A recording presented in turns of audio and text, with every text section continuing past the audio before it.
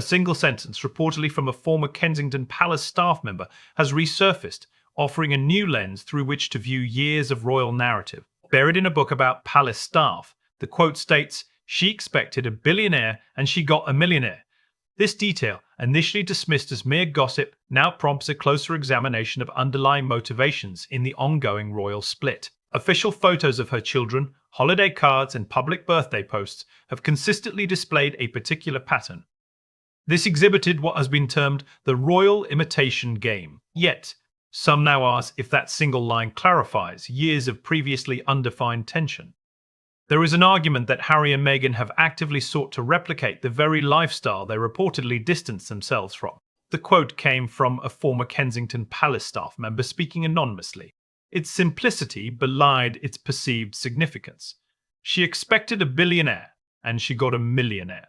This perspective suggests a fundamental reassessment of the Harry and Meghan project. The discussion was not about poverty. Prince Harry's reported net worth of approximately £20 million was, however, distinct from the substantial wealth associated with the future king. According to reports, she expressed a desire for greater prominence, suggesting to the Queen that her contributions should be prioritised over Catherine's, citing her extensive work experience and self-made status. Those with insider perspectives reportedly observed a notable shift following this realisation. The atmosphere and relationships within the family changed. This behaviour has been interpreted by some as profoundly disrespectful to Prince William. Given the context of his mother, the perception emerged that Meghan was indifferent to her connections within the royal family. The contention was that, in close proximity, she would leverage relationships for personal gain. Even interpersonal dynamics appeared to shift. The extent of that shift became a central question. It is observed that William held a position where Harry had limited recourse. While Harry reportedly felt anger and hurt regarding this dynamic, the understanding of how the game was played remained a point of contention. At every major royal event, Prince William stood beside Harry, embodying the direct heir to significant wealth and influence. Some accounts suggested she arrived with a specific agenda: to remove Harry from his established environment and alienate him from his family. Harry's reported £20 million net worth stood in contrast to William's considerably greater financial standing. Her alleged shock upon learning Harry's specific net worth was noted by sources. The Duchy of Cornwall, with its vast estates, historic assets, and generations of accumulated fortune, represented substantial legacy. William represented the future of the monarchy itself. Observers attentive to these details claimed the contrast became increasingly apparent. After Meghan reportedly discovered Harry's net worth was approximately £20 million, she reportedly reassessed her prior assumptions about her new circumstances. Almost immediately, observations from within palace walls began to generate unease. Initial observations came from staff and family members. The consistent hugging and cheek kissing reportedly fueled speculation among staff that Meghan was exhibiting flirtatious behaviour towards William. Catherine, William and Charles reportedly exhibited discomfort when approached for a hug. Specifically regarding William, this tactile manner reportedly made him uncomfortable, as Meghan was observed hugging him nearly every time they encountered each other. Multiple people reportedly described the same behaviour in remarkably similar ways. Reports detailed frequent hugging, consistent physical contact, and an uncharacteristically personal approach to interactions. According to one source, efforts were made across multiple aspects to ensure William perceived her as engaging, fun, and vibrant. Crucially, the same source claimed she consistently appeared well-groomed, displayed interest, and sought his attention. Conversely, William reportedly found little of substance in these interactions. Catherine has long engaged in beekeeping. Subsequently, Meghan reportedly developed a similar interest. This pattern became noticeable. Meghan was observed wearing clothing mirroring Diana's distinct colours, styles, and attire.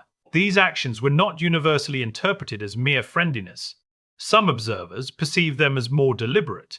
A recurring detail was Prince William being greeted with hugs during shared appearances. Each instance, observers noted, elicited a visible display of discomfort from him.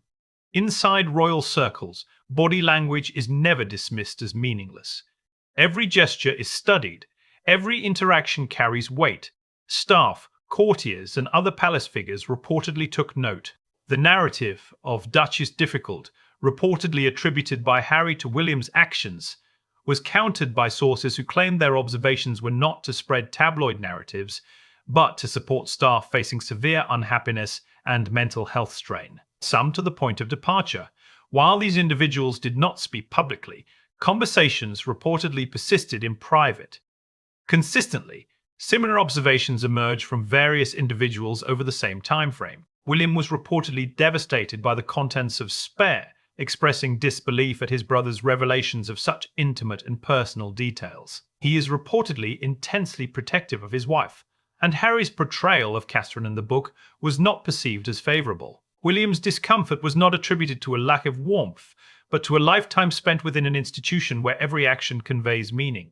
Subsequently, another pattern emerged. Catherine's established interest in beekeeping was reportedly mirrored by the sudden appearance of similar interests elsewhere.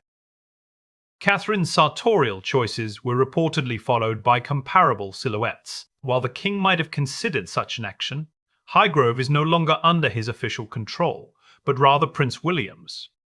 The situation was widely seen as untenable. Catherine's visits to children's hospitals were reportedly followed by comparable engagements soon after.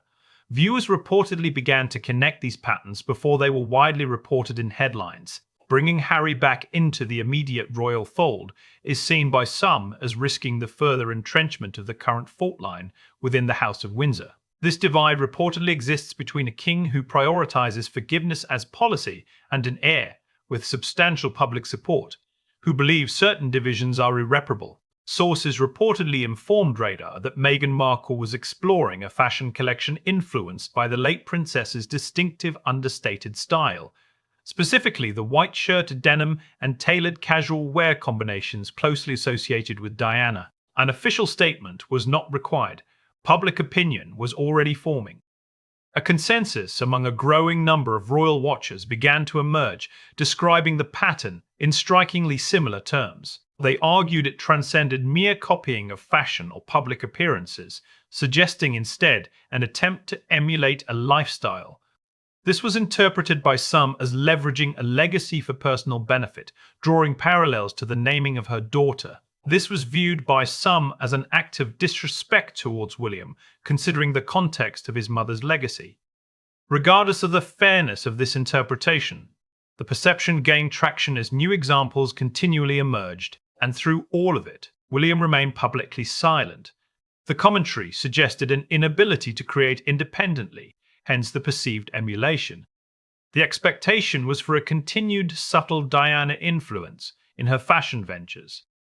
This observation did not surprise many. The consistent nature of this narrative is notable. For years, a pattern has been observed. Harry speaks, William remains silent. Harry grants major interviews. William offers brief comments. Harry participates in documentaries, releases memoirs, and shares deeply personal accounts. William's responses are rare. Time after time, he absorbs criticism without launching a public counterattack. This engagement with the club was presented as authentic, dating back to 2000. Public instances, such as singing Sweet Caroline, and engaging in a reportedly normal conversation with the Claret and Blue podcast, reinforced this perception. Even when tensions exploded into global headlines, William largely refused to engage. One reported response, notably restrained, asserted that the aim was not to disseminate a tabloid narrative, but to support deeply unhappy staff. This was its essence: no extensive rebuttal, no media campaign, merely a concise statement followed by renewed silence. But many observers believe Spare changed everything. William had reportedly faced years of direct criticism, including personal stories, embarrassing revelations, accusations, and claims. However, sources close to the situation suggest a different aspect had a greater impact. The criticism concerning him was reportedly less impactful than that directed at Catherine. Private moments became public. Personal conversations entered the spotlight. Sensitive family issues were suddenly being debated worldwide. Subsequently, a development emerged that generated further questions, a report in the Daily Mail, which then mysteriously vanished. Fortunately, journalist Tom Sykes reportedly captured the article before it vanished. The article reportedly stated that King Charles was contemplating granting Harry and Meghan access to Highgrove, the estate deeply significant to Harry's childhood. Positive developments were also noted from the Duchy of Cornwall, beyond Prince William himself. Reports indicated intentions to sell land and create additional housing, generating demonstrably positive attention for Prince William. The proposition sounded significant and generous. However, a critical issue arose. By that point, Highgrove was no longer under King Charles's official control. It belonged to Prince William. Therefore, if the report held truth, questions arose regarding subsequent palace discussions and the ultimate decision-maker. The story's swift disappearance, almost as rapid as its emergence, only intensified public scrutiny. Within hours, all reports concerning Highgrove were removed. There was no public explanation, no official statement, only silence. Nonetheless, the prevailing conclusion pointed to William's disinterest in revisiting previously settled matters, and suddenly the divide inside the royal family looked clearer than ever. One side is represented by King Charles, who many believe still views reconciliation as a viable objective. The other is Prince William, who appears considerably less inclined to revisit past conflicts. One generation seems focused on repairing damaged relationships.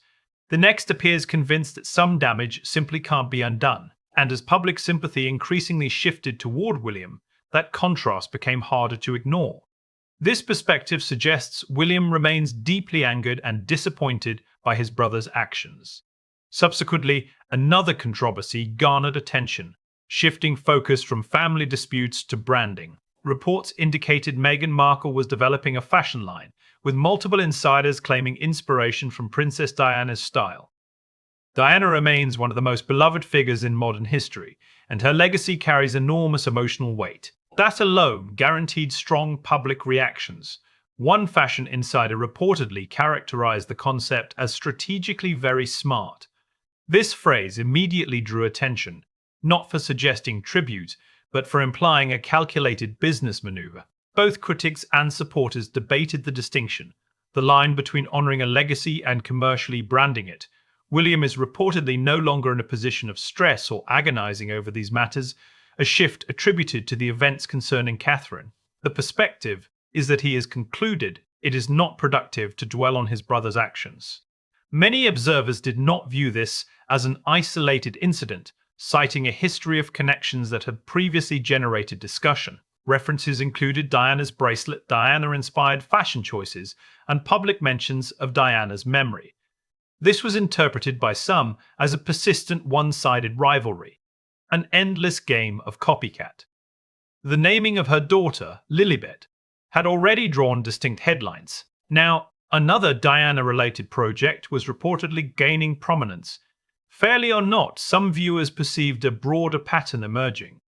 The argument made is that rather than positioning Meghan as a rival princess or queen, these actions instead undermine her. The focus, some argue, remains on superficial presentation, missing the deeper essence.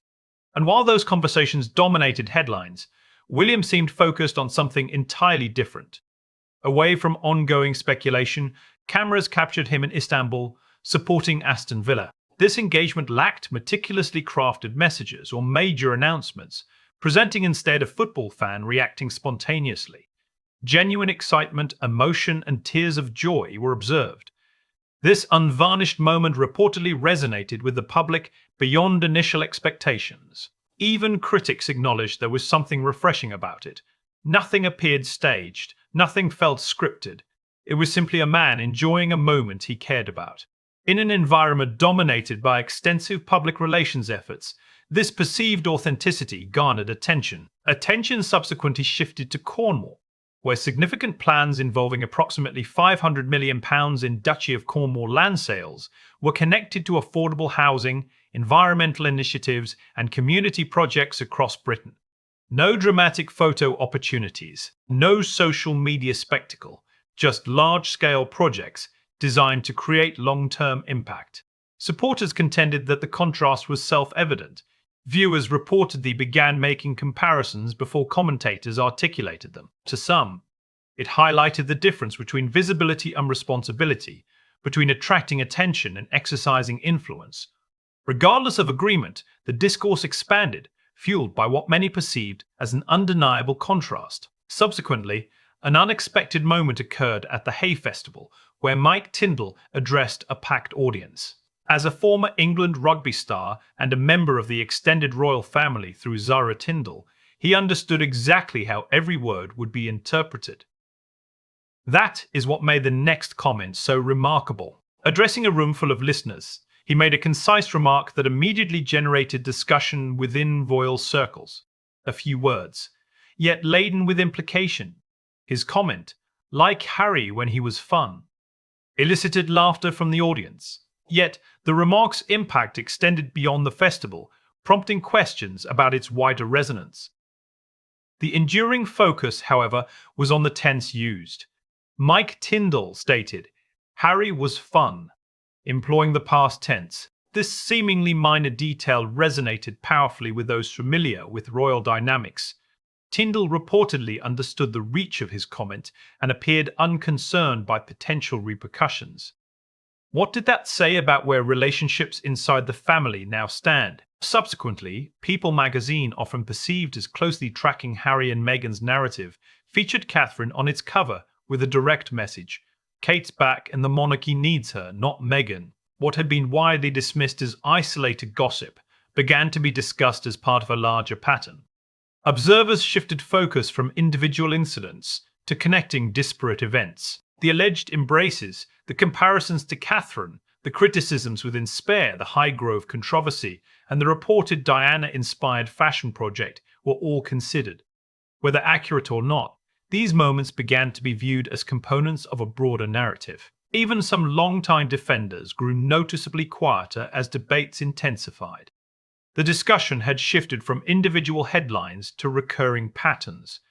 Central to this analysis remained the quote that initiated the discussion: "She expected a billionaire, and she got a millionaire." This was interpreted not solely for its financial implication, but for what some believed it symbolized. William, the future king and heir to significant responsibility, influence, and resources, stood in stark contrast to Harry. Those closely following the story reportedly viewed subsequent events increasingly through this comparative lens. William's public response, meanwhile, maintained remarkable consistency, a near absence of public engagement. This included no extended interviews, personal documentaries, or social media campaigns, only silence. Those around him reportedly say he no longer spends much time dwelling on the conflict. Whether that's true or not, his public focus has stayed fixed elsewhere. The contrast continued, fueling endless discussion. Two brothers, same family, same childhood, same losses. Yet their paths now appear dramatically different. One shares personal memories and family stories with the world.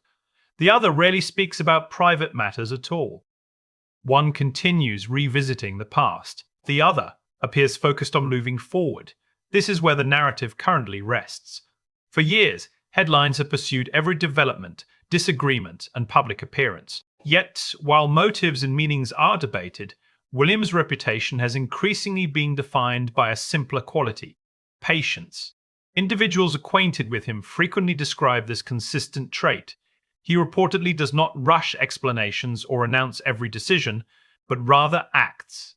By the time an action is understood, his focus has reportedly already shifted to the subsequent step. Ultimately, the central question may not be one of right or wrong. It may instead be whether silence, patience, and long-term strategy prove more effective than years of public confrontation. As this royal narrative continues to develop, which approach will ultimately be documented by history?